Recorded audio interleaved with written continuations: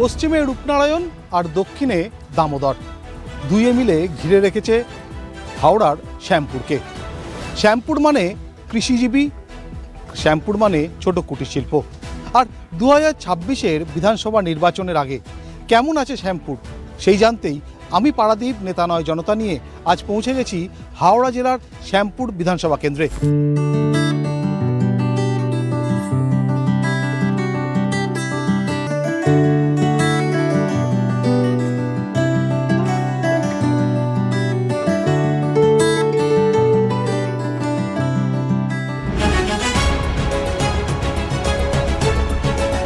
শ্যামপুরের মানুষ গত 5 বছরে তারা কি চেয়েছে, কতটাই বা পেয়েছে, তাদের হাল হকিকত জানবো আগামী 5 বছর শ্যামপুরের মানুষ কোন মাপকাঠির ভিত্তিতে তাদের বিধায়ক, তাদের জনপ্রতিনিধি নির্বাচন করবেন। 2002 সালে আমার বাবা থেকে, দাদু থেকে, জেঠু থেকে সবারই নাম আছে, তো স্পেলিং জে আর জেড, এই একটা স্পেলিং এর জন্য আমাকে আউট। এসআইআর এর প্রথম যে ফর্মটা দেওয়া ছিল, অর্থাৎ আমি আমার ডেটা দিচ্ছি, আমি আমার ডেটা দিতে যদি ভুল করি সেখানে ইলেকশন কমিশনকে কিন্তু দায় চাপালে হবে না। ভাতা দিয়ে দেশ এগোয়, এটা কোন পদ্ধতিতে দেশ চালানোর পদ্ধতি হচ্ছে? তাহলে শুভেন্দু অধিকারী, সুকান্ত মজুমদার কি করে বলছে আমরা ক্ষমতা এলে 3000 দেবো? এটা কি?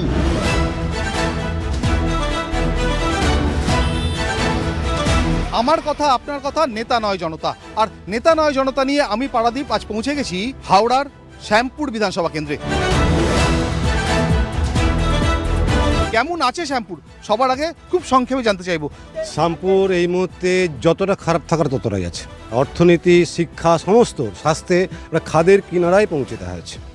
আজকে যদি আমরা আমাদের শ্যামপুরকে স্কুল পাড়া বলা হয়, প্রতিটা স্কুলের দিকে যদি তাকিয়ে দেখেন, আজকে প্রত্যেকটা স্কুলগুলোতে 60% থেকে 40%, 50% শিক্ষক নেই। স্বাস্থ্য বলতে স্বাস্থ্যের পরিকাঠামোটা সম্পূর্ণরূপে বিলুপ্ত।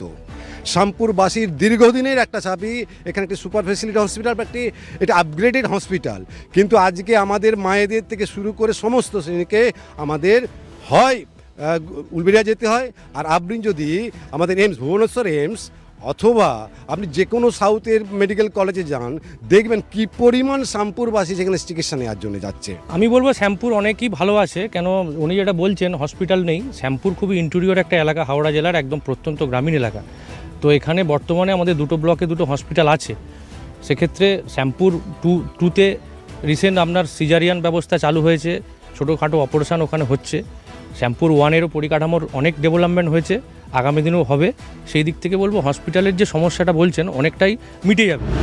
এই মুহূর্তে কাকদ্বীপ থেকে কোচবিহার সব থেকে যেটা চর্চিত বিষয়, সব থেকে যেটা আলোচিত বিষয়, এসআইআর।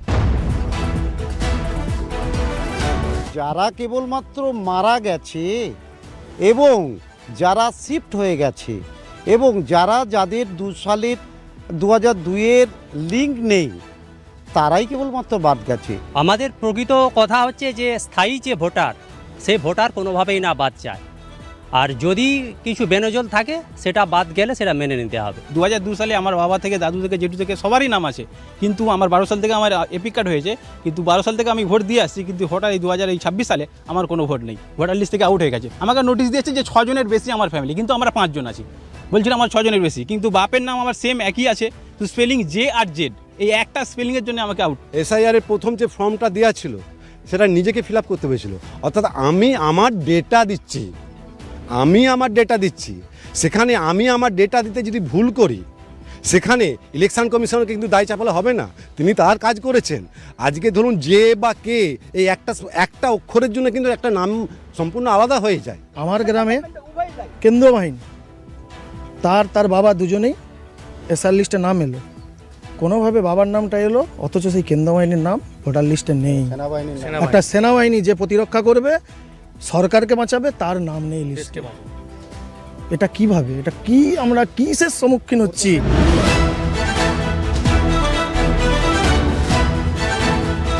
2026-এর বিধানসভা নির্বাচন, সেই নির্বাচনের প্রাক্কালে এবারের বাংলার রাজনীতিতে নতুন একটা ট্রেন্ড কিন্তু দেখা যাচ্ছে, সেটা হচ্ছে ধর্মের নিরিখে ভোট চাওয়া, মন্দির মসজিদের রাজনীতি। এটা আমাদের দেশের যে সংবিধানকে না মানাটার তারই একটা চূড়ান্ত উদাহরণ। সংবিধান সেকুলার, সেখানে কোনো সরকারের কাজ নয় মন্দির গড়া, মসজিদ গড়া। অতএব আগামী দিনে শিক্ষিত বেকাররা ওই মন্দিরের সামনে ডিবে নিয়ে দাঁড়াবে, সেই ব্যবস্থাই করছে। আমাদের ভবিষ্যৎ শ্যামপুরে বেকার যুবকদের, শিক্ষিত বেকার যুবকদের ভবিষ্যৎ এইটাই। প্রথমেই বলি, শ্যামপুর প্রথম থেকেই সহাবস্থান বোঝাই করে, এখানে হিন্দু মুসলিম উভয়ই সুন্দরভাবে বসবাস করে। এবার ইনি যেটা বললেন মন্দিরের ব্যাপারটা, মন্দির সারা দেশেই হয়েছে, রাম মন্দির হয়েছে, দীঘাতে জগন্নাথ ধাম হয়েছে, মন্দির হয়েছে, কিন্তু মন্দির করে এই নয় যে মন্দির করে মানুষের ভোট পাওয়ার জন্য মন্দির হয়েছে। মন্দিরটা হিন্দুদের একটা মানুষের আবেগ, সেই কারণে কিছু কিছু ক্ষেত্রে হয়তো মন্দির হয়েছে, অস্বীকার করার জায়গা নেই, কিন্তু মন্দির মনে এই নয় যে বেকার সমস্যা আছে তার জন্য মন্দির হয়ে গেল, এটা সর্বৈব মিথ্যে কথা বলে আমার মনে হয়। এতদিন দেখেনি মানুষ, এখন দেখছে যে যে রাজনীতি দলরা প্রশাসন মানে দেশ বা রাজ্য চালানোর জন্য করছে, তারা বিভেদ মানে তাদের যে এগুলো আছে, মানে তাদের দুর্নীতি, তাদের যে অপব্যবহার ব্যর্থতা, সেগুলোকে ঢাকা দেওয়ার জন্য সাধারণ মানুষকে ধর্মের ভিত্তিতে বিভেদ সৃষ্টি করে দিয়ে তাদের যাতে গরিব মানুষ সেই সব বিরুদ্ধে লড়াই করে না করতে পারে, সেই জন্য এইটা করছে এরা। আমরা দেখেছি গত 5 বছরে একাধিক সরকারি প্রকল্প, কন্যাশ্রী, স্বাস্থ্যসাথী, বিভিন্ন প্রকল্প এসেছে, কিন্তু এই মুহূর্তে 2026-এর বিধানসভা নির্বাচনের প্রাক্কালে সবথেকে যেটা চর্চিত প্রকল্প সেটা হচ্ছে লক্ষ্মীর ভাণ্ডার এবং যুবসাথী। ঠিক ভোটের আগে আগে যুবসাথী প্রকল্পের ইন্ট্রোডাকশন, এবং শুধু তাই নয়, লক্ষ্মীর ভাণ্ডারে বরাদ্দ বাড়িয়ে দেওয়া। শ্যামপুরের মানুষ তারা কি বলছেন? মানুষ কি এ সুফল পাচ্ছেন নাকি শুধুই ভোটের চমক? এটা একেবারেই ভোটের চমক। মানুষ এ থেকে কোনোভাবেই সুবিধা পাচ্ছে না। এতে করে বেকারি যায়নি, এতে করে মায়েদের কোনো সুসার হয়নি সংসারে। তার কারণ হচ্ছে আপনি দেখুন আজকে তেলের দাম কোথায় গেছে, তাহলে কি লাভ হলো এতে আমাদের? ওই ভাতা দিয়ে দেশ এগোয়?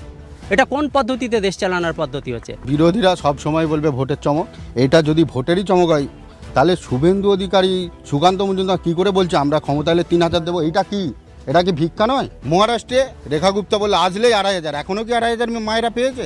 একটু উত্তর দিক না। বিহারে একবার 10,000 দিয়ে অনেকের কেড়ে নিয়েছে আবার অ্যাকাউন্ট থেকে। যে বামফ্রন্ট চলে যাওয়ার সময় আপনার লোনটা ছিল 1,86,000 কোটি টাকা, আজকে নিয়ার অ্যাবাউট ক্রস করছে 8 লক্ষ কোটি টাকা। সো এটাকে যদি উন্নয়ন বলেন তাহলে উন্নয়নের ডেফিনেশনটা চেঞ্জ করতে হয়। রাজ্যের আইন শৃঙ্খলা, মহিলা নিরাপত্তা ঠিক কোন জায়গায় রয়েছে? একদম জিরো পজিশন। রাজ্যে কোনো মহিলাদের সুরক্ষিত নেই, কোনো মহিলা সুরক্ষিত নেই। আপনি তার জলজান্ত উদাহরণ আছে আরজিকার। অভয়াকাণ্ডে দ্রুততার সঙ্গে মুখ্যমন্ত্রী মূল যে কালপিট তাকে একদিনের মধ্যে অ্যারেস্ট করেছে, এবং যা যা ব্যবস্থা নেয়ার সরকার প্রশাসন সজাগভাবে ব্যবস্থা নিয়েছে। আজকে আমরা সবাই দেখলাম কি অভয়ার মা উনি ওনার এলাকা থেকে বিজেপির প্রার্থী হিসেবে দাঁড়িয়ে গেলেন। মানুষ সব দেখছে, বিচার করবে। 4 তারিখে আপনারা দেখতে পাবেন সারা রাজ্যেই তৃণমূল জয় জয়কার করবে।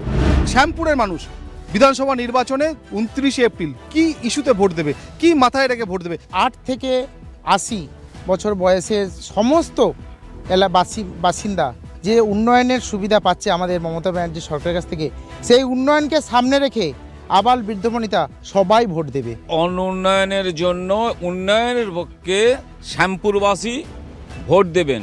দুর্নীতির বিরুদ্ধে মানুষ দাঁড়িয়ে ভোট দেবে। আগামী 29 এপ্রিল শ্যামপুরে নির্বাচন। শ্যামপুরের মানুষ কোন দিকে রায় দেয় সে তো সময় বলবে, কিন্তু কেমন বিধায়ক চায় শ্যামপুর? যিনি মানুষের কথা ভাববেন, এলাকা উন্নয়নের কথা ভাববেন, সেই রকমই বিধায়ক মানুষ। তিনি একটা ইয়ং চ্যাপ চাই যার অভিজ্ঞতা আছে। আমি কালীপদবাবু মাস্টার শ্রদ্ধা করি, কিন্তু ওনাকে করতে দেওয়া হয়নি, হিরণ এসে সেটা করবে। আমরা এরকমই বিধায়ক চাই যারা রাজ্যে এবং দেশের কথাও ভাবছে, সেরকম ধরনের আমরা বিধায়ককে চাই। শ্যামপুরের মানুষ কোনো বহিরাগত লোককে চায় না, যাকে সবসময় এক ডাকে সবসময় মানুষের পাশে পায়, সেরকম মানুষকেই বিধায়ক হিসেবে চায়। একদিকে তৃণমূল কংগ্রেসের নদেবাসী জানা, অন্যদিকে ভারতীয় জনতা পার্টির হিরণময় চট্টোপাধ্যায়, একদিকে বাম প্রার্থী অসিত সাউ, অন্যদিকে জাতীয় কংগ্রেসের মঞ্জুর আলম। চতুর্মুখী প্রতিদ্বন্দ্বিতায় 29 এপ্রিল শ্যামপুর কোন দিকে তার রায় জানায় সে তো সময় বলবে। আমি পারাদীপ আজ নেতা নয় জনতা নিয়ে ছিলাম হাওড়ার শ্যামপুরে। শ্যামপুরের মানুষ আগামী 29 এপ্রিল তার রায় জানাবে, কিন্তু আজকের মতো সময় শেষ। তাই শ্যামপুর থেকে আমি পারাদীপ বিদায় নিচ্ছি নেতা নয় জনতা নিয়ে। দেখা হবে অন্য কোনো কেন্দ্রে, অন্য কোনো নতুন জেলায়।